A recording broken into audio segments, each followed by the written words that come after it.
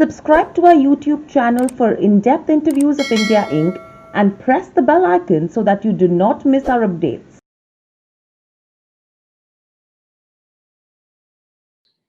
Hello and welcome, ladies and gentlemen. I'm Hiral Dadia. Welcome to Nirmal. We have with us Sanjeev, Principal Economic Advisor to the Ministry of Finance, joining in. Welcome to the show, Sanjeev, and it's a pleasure to have you as well and speaking to you after a really long time now. My first question coming to you is with the numbers that did come in yesterday with regards to the GDP. We did see a 24% contraction in the first quarter, and everyone knows, yes, it is the impact of COVID-19.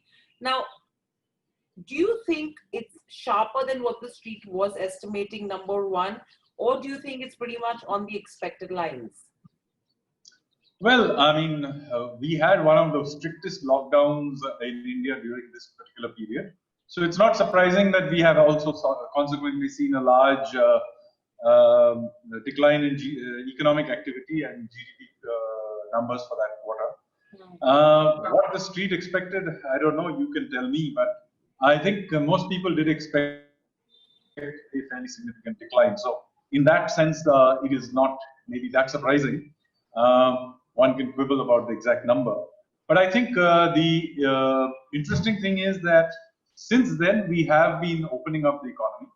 And you are now beginning to see many kinds of economic activity coming back.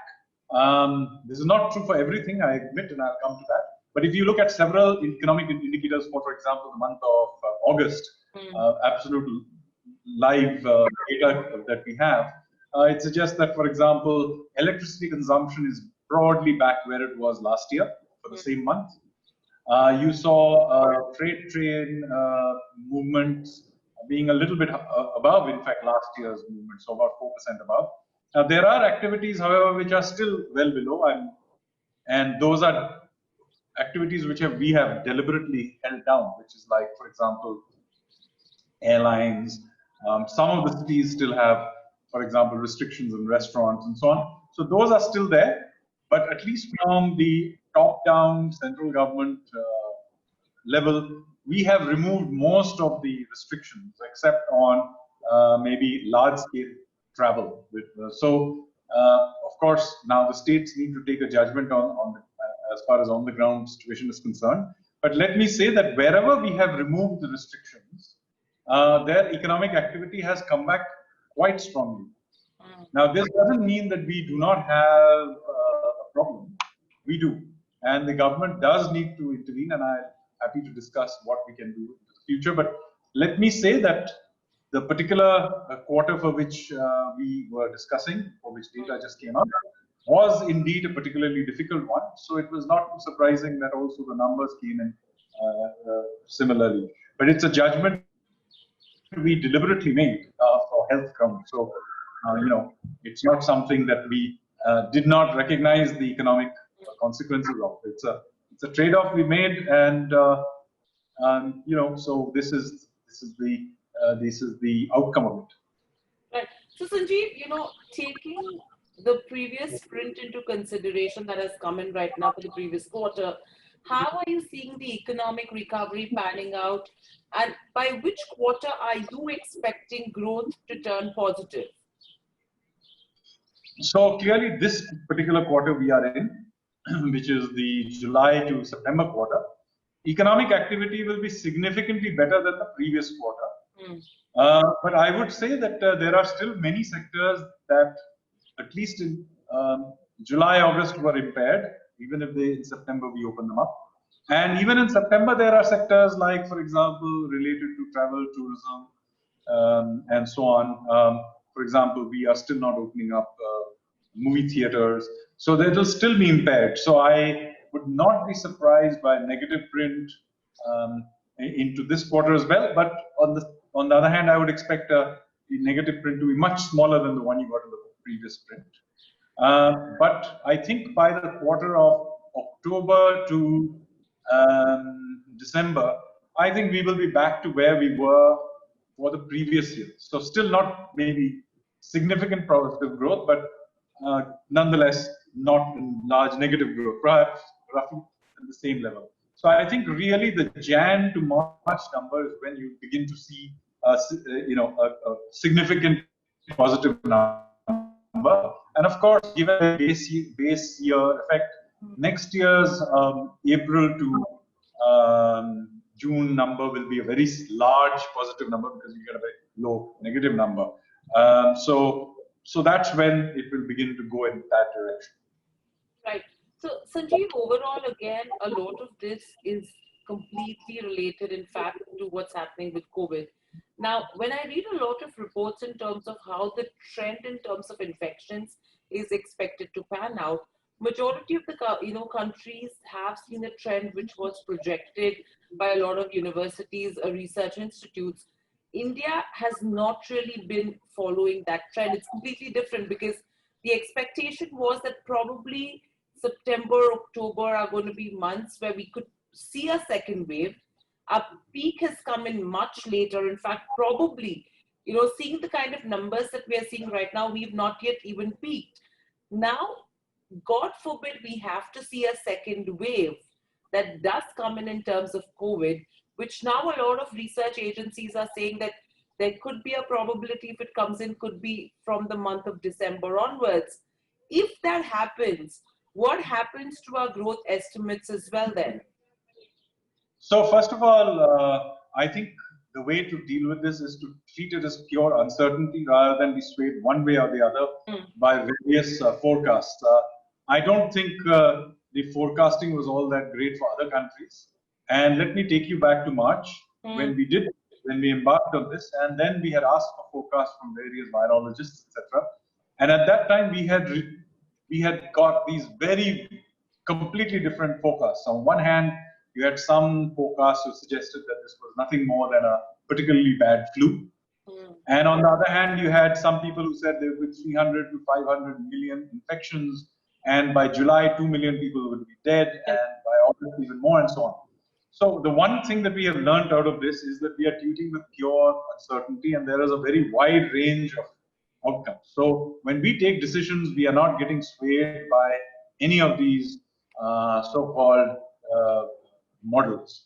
What we are doing, since Nirmal Bang is from a finance background, you will understand what we are doing. We are doing what is called a barbell strategy. A barbell strategy is a common strategy in finance where you take two extreme outcomes and you hedge. So what you do is, on one hand, you hedge for the very worst outcome, and on the other hand, you basically sort of make some trade-offs along the way. So this is what we did right from the beginning. In the very beginning, since we didn't know how bad this was going to be, we did a full lockdown, which is the numbers for which we just received.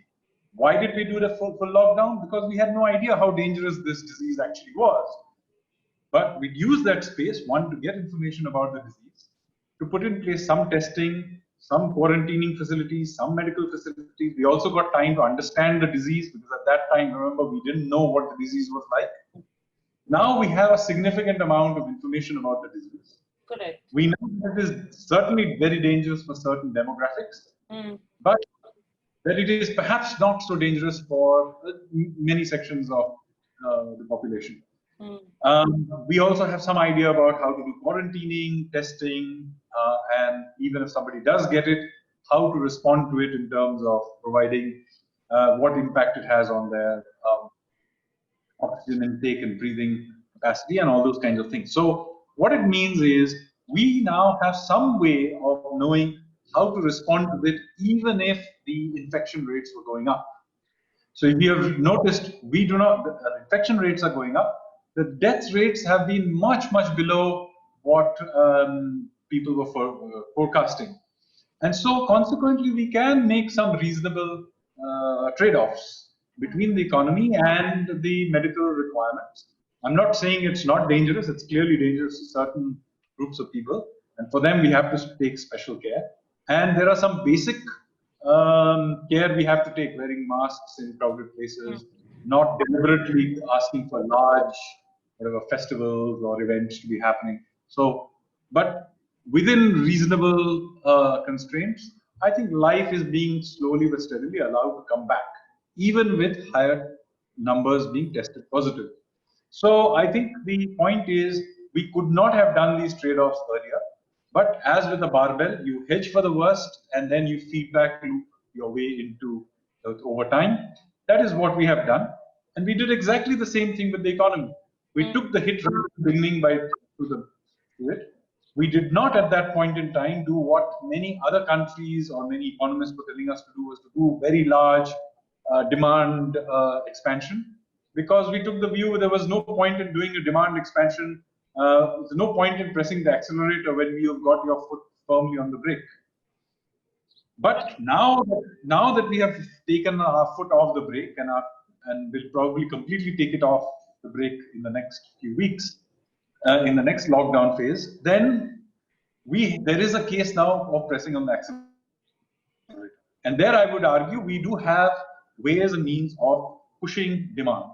And we have very specific views on how to do it. Right. So are we trying to say, Sanjeev, right now that the government is very well prepared right now to press the accelerator to actually take off from here on? And if that happens, is there a possibility of another fiscal or probably a demand stimulus package versus a credit stimulus package that was announced earlier? So you have to understand what we were doing in the first few months. We were not trying to reflate the economy. Correct. As I keep telling you, we were clear even at that time. If you listen to my speeches and talks and interactions then, I clearly said that there is no point in pressing the accelerator when you've got your foot on the brake. Correct. What we were doing then was to provide a safety net. It is cushioning of the shock. So therefore, if you see what we did is entirely consistent to the barbell strategy, which is that we cushioned for the very worst, which is the very poorest people in the country. We provided them with some food, we provided them with gas, and we provided some cash transfers to them so that they had some cash. We were very clear that this was not going to solve poverty. Correct. The same thing was done as far as the business sector was concerned. We gave a moratorium. Moratorium doesn't solve economic growth. It just provides breathing space. We pushed back various financial deadlines because we were in the end of the year. So those have been pushed back. So this is the same thing that was done for the first 4-5 months. Now we are in a position to begin to do new things. So while we were doing those cushioning things, we, however, did see to it, since we had the time and space, we began putting in place certain supply side measures as well, which is something other countries were not doing. We, however, did. We freed up agriculture, for example. We did reforms in the labor side. Many states did reforms, and other things were done. You know, on the administrative side, we have done a load lot of things for the taxpayers, anonymization, put together a taxpayers charter, and so on. So all kinds of supply side things were being done. Why? So that we are opening up the system so that when we do a demand acceleration, the system is opened up enough to be able to respond to it. But we had to keep alive the system long enough such that when we press the accelerator, they are still around. So this is the point at which we are now. One, what we want to do is to get the banks to resolve the NPAs from starting to build up. Hence, that is the context in which you saw the window that that RBI has provided for one-time settlement. Why? Because we want what we don't want is our productive side of our capacity of our economy to get all jammed up. Then there's no point in pressing an accelerator because your capacity is all jammed up. So we have to keep that alive, do a restructuring, get on with it. Then what we need to do is we have seen the capital markets come back significantly, both on the debt side and on the equity side. So that has also come back. So there's some financing available. Interest rates have been cut significantly. Now banks are now, as we speak, got enough resources to lend. In fact, they're parking literally 7 lakh crores worth of money is parked with the central bank, which they can draw upon and lend. So we want now, the time has come for the banking system to go out and take risks. Now what we need to do is, what do we do from the side of the government? Now there is a monetary response that the RBI has to do, and the Reserve Bank governor has clearly stated that there is monetary space and they will take advantage of it when the time comes. And they have now, just yesterday, issued certain quantitative easing measures, which they announced.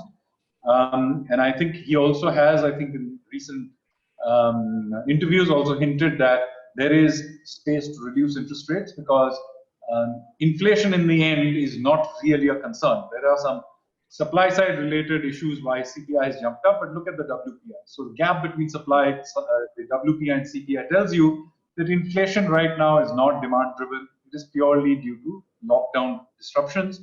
As the lockdown is eased, inflation will come off. So that is also not a constraint.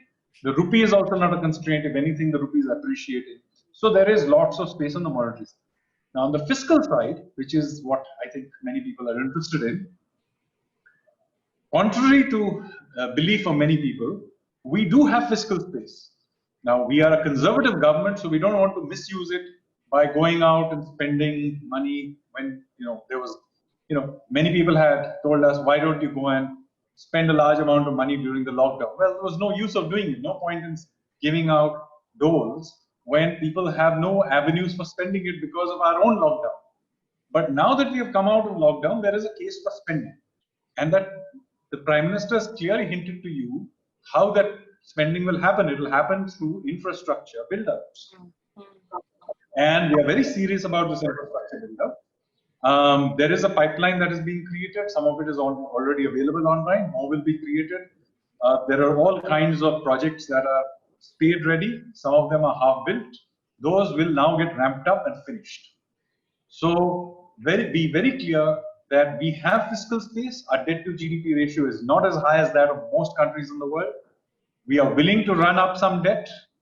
If necessary, some of it will be borrowed. If some of it can be monetized also, as I said, because we have monetary space. And with that, we will carry out the demand build back that is necessary. Right. So Sanjeev, an interesting point that you raised right now as well with regards to the debt to GDP ratio. As you mentioned, yes, we're not very high as other developed countries as well. And we do have the cushion. Now, to what level can we get the debt to GDP ratio? What is that comfortable number? And secondly, what is the kind of right timing with regards to where fiscal, monetization is concerned? Is that something what the RBI can resort to as well sooner or later? So you can clearly see they are willing to do more LTROs and OMOs. So it tells you that there is now. It's difficult to put numbers because we are in an evolving situation, So there is all kinds of feedback loops. If our demand measures work well, economy recovers very quickly. It means also GST and other collections will go up, and so you need to consequently borrow less, monetize less, etc. So this is something that is stupid to put a number to. We will wing our way through a feedback loop as things emerge. We have a very clear view that we have to revive demand. Now, exactly how much we have to finance it through borrowing, how much we get revenue, that is obviously co-evolving situation. So we will wing our way through it. This is the only sensible way. It's a feedback loop based response. But our goal is very clear. We will now build back demand because, as I said, we have now taken our foot almost entirely off the brake. There are just a handful of sectors at the central level which we have kept down. At the state level also, you will see more and more states being willing to now have very limited containment zones. In fact, that is what from our central government, we have very clearly communicated to the states that, containment zones now need to be very clearly demarcated. This generic blanket containment lockdowns are perhaps now no longer needed. Right. And Sanjeev, with regards to GST as well, there is a lot of confusion right now with regards to where compensation formula is concerned. There is no consensus coming in on that for where the government's GST shortfall remedy goes. What's the update on that front, and where do we stand? Well, let me take you through the thinking on this. So just bear with me while I explain the full logic to you. There's too much debate about without thinking this through. Now, the debate between central and state and how much should be transferred, etc., is not a new one. And over recent years, there have been debates about IGST. There's been debate about the cess fund and so on. Now, many of these issues, the legacy issues, have in fact been resolved almost entirely to the states side. So the center has, by and large, till, if you take all the debates that have happened to the 31st of March 2020, most of the issues have been resolved in the state's favor, and the monies for that have actually been transferred already by the central government to the states. So, first of all, let me be clear that the central government is not trying to somehow hold back the states, etc. There were certain issues, we resolved it, and we accepted the state's view on the matter. Now comes the issue about what to do about today. Now here there is the issue that what is the spirit of the law and what is the word of the law. In both cases, let me explain what the constitutional and the spirit of the law position is. First of all, what was the spirit of the GST compensation? The spirit of the GST compensation was that state governments would be making a loss on account to a rollout of a GST, right? So therefore, the agreement was that the central government would backstop this cost that was being borne because of GST rollout. That if there hadn't been a GST rollout, this is what the states would get, presumably, and consequently, they need to be. Now, supposing there had been no GST rollout, and we had gone through this COVID period, would the states not have seen a major hit to their tax collections? They would have seen it.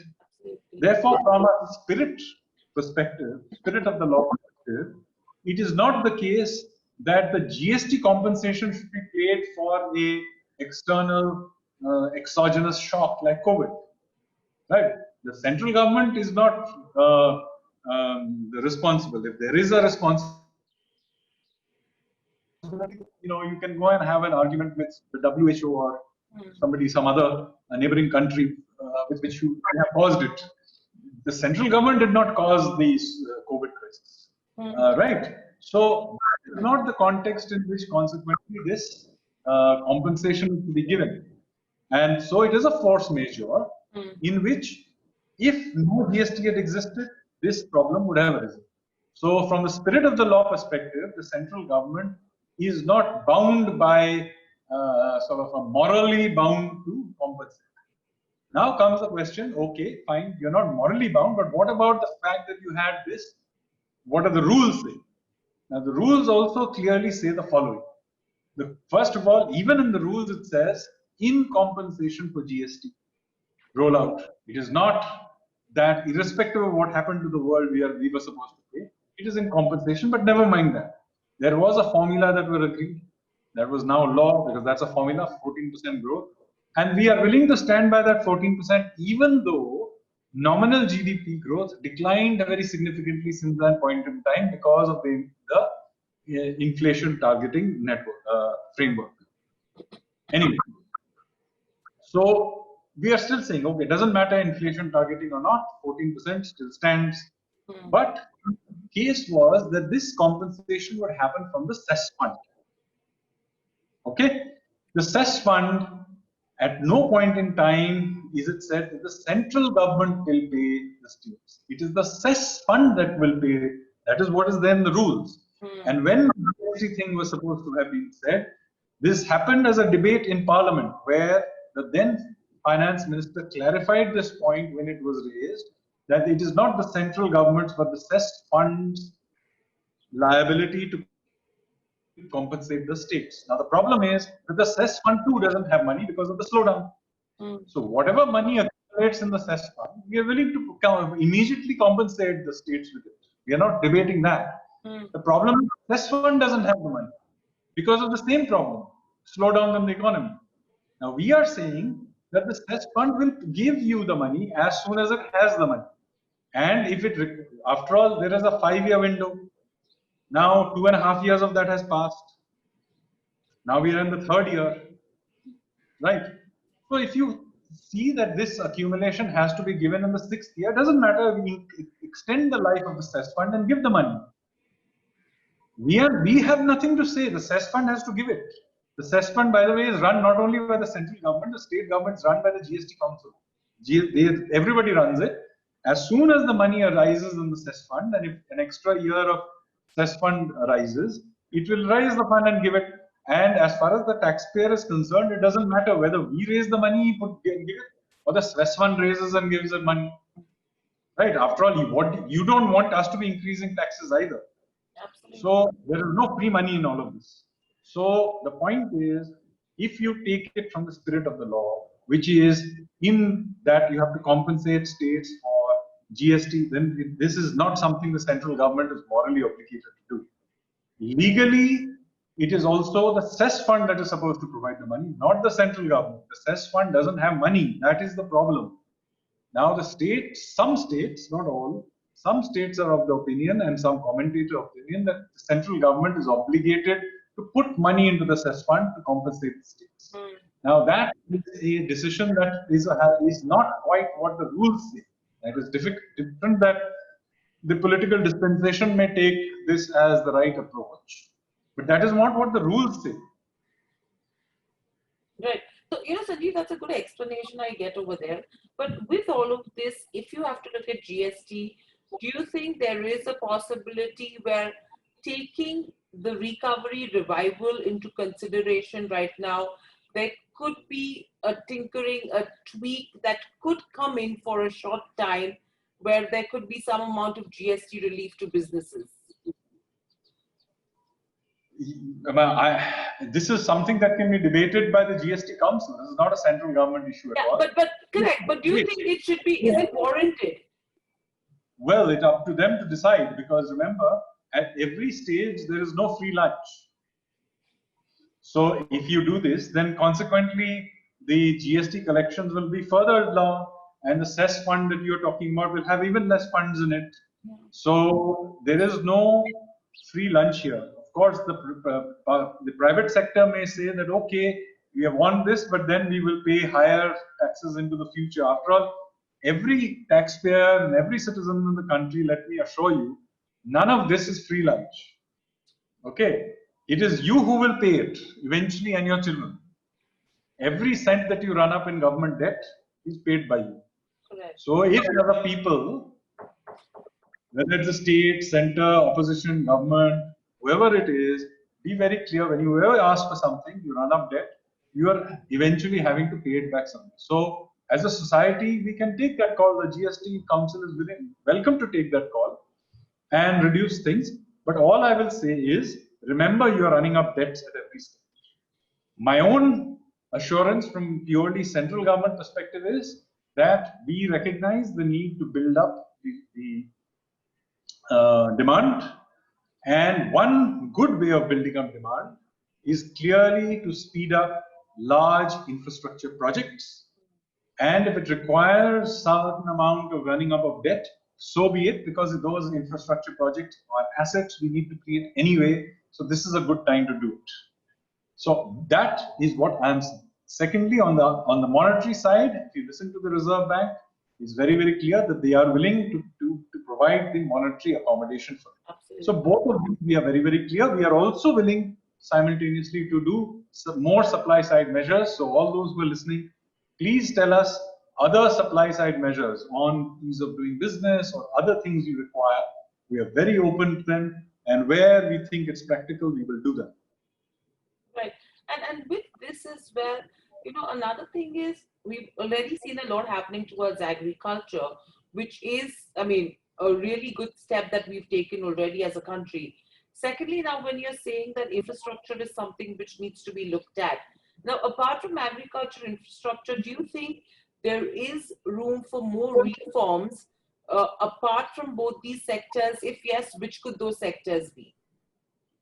So a very important part of what we are witnessing is a building of a completely new post-COVID world. And let me spend a little bit of time in explaining what I mean by this. The world we will now emerge into, the post-COVID world, so to speak, is not simply a re-inflation of the pre-COVID world. This world will clearly have its own technologies, its own geopolitics, its own supply chains, and so on and so forth.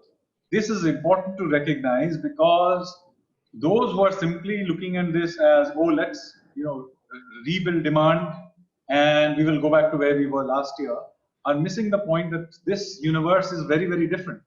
The very fact that we are having this conversation now online in the way we are tells you that the world has changed very significantly. In that both of us are completely comfortable with doing this. We would not have been 6 months ago so comfortable in doing a web-based interview. I do meetings like this all the time. Teaching is happening all the time. Now you can't tell me that this hasn't had a huge impact on the way we run things.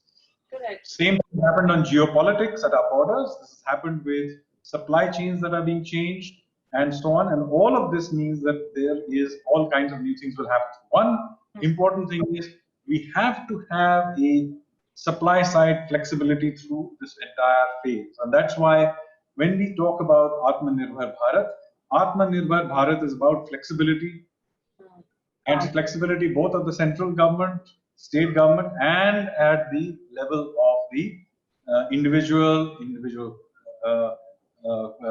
companies and so on, to be flexible and to adopt technologies, adopt flexible business models. Atmanirbhar Bharat is not about Sarkar Nirbhar Bharat. So that is one important point. Secondly, these new supply chains require certain policies and efforts required to bring these supply chains to India. That requires effort from the central government level in terms of going out to large network companies and asking them to move here. But of course, a lot of the effort will have to come from state governments, where obviously many of the bread and butter issues of setting up new operations in India tend to be state government issues, water supply, electricity connection, local politics, real estate related issues, etc., land and all that. Those are state government related issues. Some of the state governments have certainly been very, very proactive. In fact, state governments that are historically not considered to be proactive have been very proactive, like the UP government. So there has been a lot of movement on that, and you will see certain new capacities coming up. If they are not being announced already, they will be in the next few weeks. So that is one big thing that is happening. At the central government level also, businesses have brought to our notice certain kinds of changes that are needed. One set of changes that has been talked about in the newspapers, for example, are telecom rules related to EPBX and use of the cloud. And that has gone back and forth quite a lot. We recognize this. And I am told TRAI has already issued guidelines for what should be done. And I'm sure the Telecom Ministry will be looking into some of these issues. So there are many other issues as well. We will be happy to resolve them as they come. Right. And then with this, taking the current situation into consideration, what's the view with regards to where the divestment goes? Because clearly our target was around almost 2.1 lakh crores for FY21, and we haven't really seen anything happen on that front. Do you think we will falter taking the current situation obviously into consideration?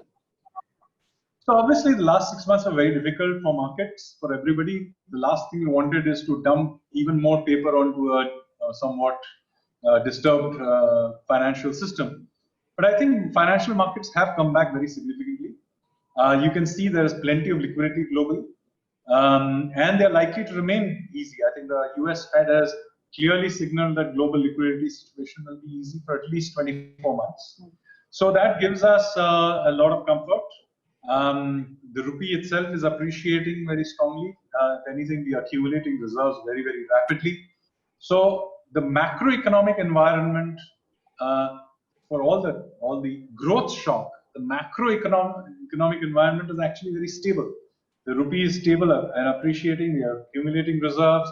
The external accounts are in surplus. The current account is in surplus. Even on on the front of inflation, you have seen an inflation spiking up, but it has happened due to, as I said, temporary factors that these are. So given that environment and the market coming back, we are now probably in a position to go back into beginning to offload government stakes in non-strategic. We were very clear that we wanted to do this. This is not a government that has been apologetic about wanting to privatize. It was a problem of opportunity, not of intent. Obviously, there are certain strategic sectors we will hold on to. That is also true. But non-strategic areas like hotels or airlines, and of course, we've been trying even before COVID to try and sell off Air India. It didn't happen, but we remain committed to that. Now, we just saw some movement on HAL, which we will also do. So there are stakes that we will sell off. Now, whether we manage to do it within this financial year, which was disturbed, or into early next year, let me assure you, every effort will be made to get government out of the business of doing business. And where we can do it, we will do it. Right. So, Sanjeev, it's a purely practical problem. It's not a theory problem. right. But when we are saying that last 6 months have been difficult on the divestment part, yes, we will try to do as much as we can. What are the internal estimates that the government is looking at out of the 2.1 lakh crores? I'm sure the government is not saying that internally as well that yes, the 2.1 lakh crores worth of divestment is what we are going to achieve. So what is that target that has it changed to? So we are no longer live in the world of 5-year plans and targets.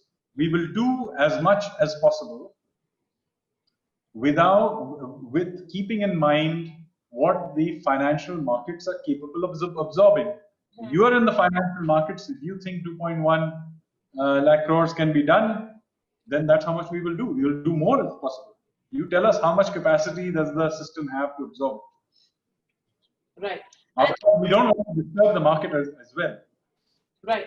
And with this, do you think there is preference right now with regards to where rupee appreciation goes? We have always managed the rupee in a certain way for a long time. It's now a well-established system. We always lean against the wind in both directions, but we, in the end, allow the market to find some level for the rupee. Not so long ago, the rupee was depreciating, and everybody said, "Oh my God, the rupee is now going to go to 100." Now it is appreciating. Now people say, "Oh my God, it should go to 65." Let me assure you, what we do is, and it's well established now, is that the rupee is managed by essentially allowing the market to find its own level while leaning against the wind. So you can call it a managed float. And yes, we do take into account other extraneous things. For example, what is happening to other currencies. We do take into account real effective exchange rate in the longer run and so on. But broadly, it's a managed float, and this system has worked very well. And I don't think we are going to disturb it. Right. And with is the government still pursuing inclusion of India and the global bond indices? Is there any progress on that front? Any timelines that we are looking at? We don't have a timeline from our side because this is not for us to do. It is the bond indices themselves have to do it. We have made certain changes, including such as opening up certain series of bonds to entirely open up to government, to foreign investment. Certain other smaller actions need to be done in terms of easing up international settlements and so on, and those are all happening. Now it's up to the bond people to put some weightage and get on with that step. That takes time because remember, it's not like you announce it and people can suddenly begin to buy your bonds. Those who follow those bonds, those institutions who follow those bond indices, do need to create the institutional mechanism to buy Indian bonds. They need to be familiar with them. They need to create the accounts, do all the paperwork, all that is getting done. So once it reaches some stage, these are now purely practical, technical issues that will get sorted over time. It takes some months, so it's not something that will happen immediately, but it's now, it'll happen in the relatively short period of time. Right. And Sanjeev, very lastly, with regards to where credit offtake goes, we've already seen a 140 basis point rate cut, by the government, by the RBI. However, the credit offtake is really sluggish right now. And yes, everyone agrees that there is some bit of risk averseness that does, is probably present in the system. And that's one of the reasons why we're not seeing bank credit that is picking up. But do you think with the efforts that will now be made by the government in terms of pressing the accelerator, creating demand, and that's when we will see credit offtake pick up? Or is there any other factor that is still required for bank credit to pick up from here on? This will have to be the last question, simply because I think we have been speaking now 45 straight minutes. So we recognize that the banking system needs to go out and lend, but of course, it needs to lend in while maintaining various kinds of norms. There is also a demand side issue of companies wanting to invest in drawing down on things. So there is both a supply and a demand side. Both of, at least the demand side, will hopefully build up in itself as we now move up beyond the lockdown. And of course, the government itself begins to spend. So that creates contracts and build outs of their own. So that part of it will hopefully now build up. But there is a debate that has happened, and the Reserve Bank governor himself talked about risk aversion. And that is something that we do need to provide some comfort to there. And the government is cognizant of it. This is the context in which we have talked about 100% guarantee from the government for MSMEs, for example. So we always encourage banks to take advantage of this opportunity we are providing. It's not often the government provides you a full backup for giving out lending. There is, of course, also many cases where rescheduling will be needed to be done. So again, a window has been provided, and a very generous window, where this rescheduling should be done. And these rescheduled assets will be considered normal assets going ahead. So I think this is a generous window, and companies should take that up. Banks should take it up and get on with it. We have to learn to live with certain amount of risk. Finance is ultimately about managing risk. It is not about living in a riskless environment. So banks are in the business of taking risk and managing it. So I think that is what they should be doing. Absolutely. I think that's something we will wait and watch as well. But thank you, Sanjeev, so much for joining us on the show. It was a pleasure to have you. Great insights and great understandings that we've picked up as well from you today. And I hope you enjoyed the conversation as well. And we will see you soon again, and stay safe. Thank you. Thank you.